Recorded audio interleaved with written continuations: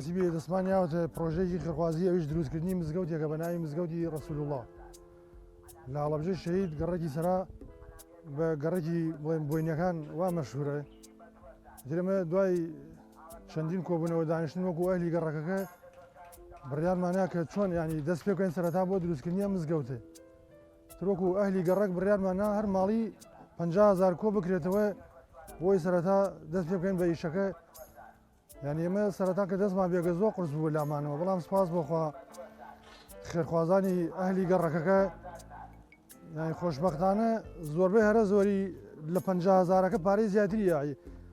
یعنی ئێمە تەسەوری ئەومان نەیەکە کە خەڵک بتوانێت 50,000 بدا، بەڵام سپاس بۆخوا زۆربەی زۆری لە 50,000ەکە زیاتری ژیاوە و وەکو ئیشکردن و شتیواش زۆربەی هەرە زۆری خەڵکی گەڕەکەکە خەڵکی ئەم لاولا بڕیاریانیاوە خۆبەخشانە بێن لێرەیشکەن.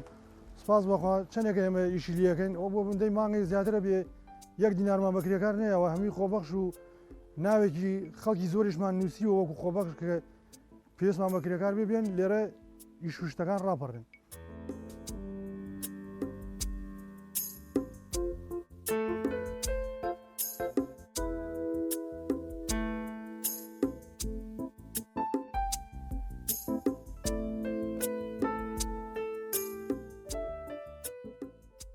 ئێمە کۆمەڵێک گەنجی دەڤەرەکە هەستاین بە دروستکردنی ئەم پرۆژەی باوڕێتی هەردوو مهندسی خۆشەویست کاک ناسیح و کاک نورەدین دەستیان خۆش بێت. بەڕاستی هاوکاری زۆری پرۆژەکەی ئێمەیان کردووە. سپاسی هەموو گەنجەکانەکەین کە هاوکاری پرۆژەکەی ئێمەیان کرد. خۆتەزانی حکوومەتی هەرێمی کوردستان هیچ هاوکاریەکی نەک پرۆژەکان هاوکاری خەڵک ناکات. ئێمە چاوەڕێمان چاوەڕێی دەستی حکوومەتکەین کە بێ بەدەمان هاوکاریمان بکات. بگرێت لە هەنی حاڵەتە حکوومەتی هەرێم گرفتی بۆ دروستکردنەوەی کە نایڵ ئێمە لەوێ بیرێک لێدەنیان بتوانین بەلوعەیەکی ڕاستەخۆی بۆ بێنین بۆ پرۆژەکەمان. وە سپاسی هەموو گەنجەکانەکەین هەموو خێرخوازەکانەکەن کە تاکو ێستا بەدەمان و هاوکاریان کردین.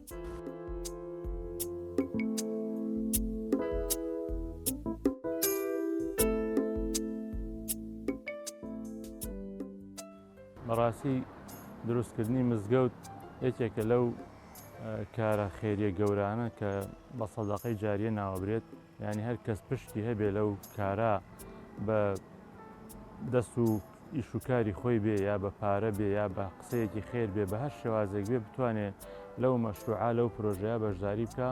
ئەوە هەتا هەر کارێکی خێر هەر ئیشێکی خێر لەو پرۆژەیە بکرێت لەو مزگەوتە ئەنجام بدرێ. هەر کەس سەڵاواتێ بدات، هەر کەس نوێژێک بکات، هەر کەس زیکرێک بکات لەو مزگەوتە ئەو کەسەش بە ئەندازەی خۆی بە ئەندازەی بەشداریکردنی خێری ئەگا و بەردەوامیش بۆی ئەنووسری هەتا قیامەت.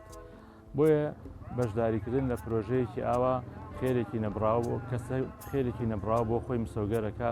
بۆیە داوا لە موسڵمانانەکەم کە خەڵکی ئەم گەڕەکە مسڵمانانی ئەم گەڕەکە خۆیان لەسەر جوهدی خۆیان توانیویانە ئەم مزگەوتە کە پێشتر سەرەتایەکی هەبووە و دامەزرا و خوارەوەی نوێژمانتیا کردو، بەڵام نەگونجاو بووە تۆزێک ناڕێک و ناتەواو بووە. ئێستا بە جوهدی خۆیان دەستیان کردو بە پارەکۆکردنەوە لە خۆیان وەکو ئەهلی گەڕەک توانیویانە بەشێکی تا ڕادەیەک تا نیوەی کەمتر ئەوەنە پەیدا بکەن. بۆیە داوا لە خێرۆمەنانەکەین کە دەستی هاوکاریان بۆ درێژکەن کە بتوانین ئینشاڵڵا ئەو مەشروع بگەین بە پایان و تەواوی بکەین ئینشاڵڵا و ئێوەش هەمووتان بەشدارە بن لە خێر و پاداشتەکەی تا قیامەت ئینشاڵڵا.